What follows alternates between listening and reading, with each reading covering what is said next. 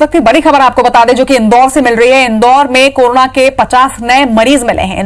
Corona के 50 positive cases सामने आए हैं और अब पॉजिटिव मरीजों की संख्या 892 पहुंच चुकी है। इंदौर में अब तक 47 मरीजों की मौत भी हो चुकी है और अब तक 71 लोग डिस्चार्ज भी हो चुके हैं। सीएमएचओ प्रवीण जरिया ने मेडिकल बुलेटिन जारी करके इस बात की पुष्टि की है। तो बड़ी खबर इस वक्त की आपको बता रहे हैं, इंदौर में फिर से एक बार 50 पॉजिटिव मरीज सामने आए हैं और इसके साथ ही अब ये संख्या 892 पर जाकर पहुंच चुकी है। अब तक 47 मरीजों की इंदौर में मौत भी हो चुकी है कोरोना के संक्रमण की वजह से, तो वहीं 71 लोग डिस्चार्ज भी हुए हैं। तो बड़ी खबर इस वक्त की बता रहे हैं आपको। ज्यादा जानकारी के साथ हमारे संवाददाता शालिनी हाड़िया हमारे साथ जुड़ रही हैं। शालिनी, एक बार फिर से इंदौर में नए मरीज सामने आए हैं और 50 नए कोरोना पॉजिटिव मरीज आज निकलकर सामने आ रहे हैं। बिल्कुल रचना, क्योंकि लगातार जिस तरह से इंदौर शहर के अंदर पॉजिटिव मरीजों का ग्राफ बढ़ता जा रहा है, ये उसी की बात ही है कि आज जब हेल्थ बुलेटिन जारी हुआ तो उसके अंदर नए 50 पॉजिटिव मरीज मिले हैं और यानी कुल संख्या की बात की जाए तो ये 892 पहुंच गई है।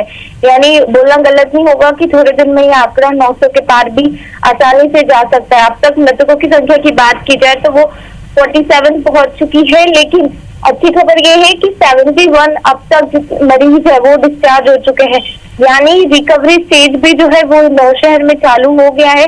जितने मरीज थे वो जिनकी अधिकतर लोगों की ऐसी स्थिति है जो रिकवर कर रहे हैं और जल्दी ये जो डिस्चार्ज करने का सिलसिला है वो ज्यादा तेज होते जाएगा।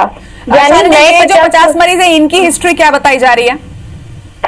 देखिए, ये जो 50 नए मरीज ये पहले से ही मतलब आइसोलेशन में रह रहे थे। ये ऑलरेडी 3 इलाकों से ही आए हुए हैं जो पहले से कंटेनमेंट जोन बने हुए हैं, तो यानी दिक्कत की कोई बात नहीं है। इसकी पुष्टि खुद सीएमएचओ डॉक्टर प्रवीण जरिया ने की है। उन्होंने कहा है कि ये जो सैंपल्स अब जो लगातार आएंगे सारे सैंपल्स वही रहेंगे जो कंटेनमेंट जोन से लोग रहे हैं, उन्हीं के सैंपल्स है। तो यानी उसकी कोई चिंता की बात नहीं है क्योंकि ये ऑलरेडी आइसोलेशन में है।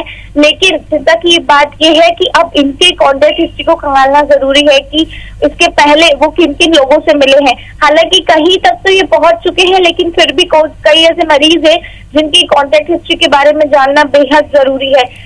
चिंता का विषय ये भी नहीं है कि इसमें कोई भी नए इलाकों से जो मरीज है उनकी पुष्टि नहीं हुई है। जो ऑलरेडी सेंसिटिव इलाके थे वहीं से अब ये जो नए पॉजिटिव मरीज हैं ये पहुंचे हैं।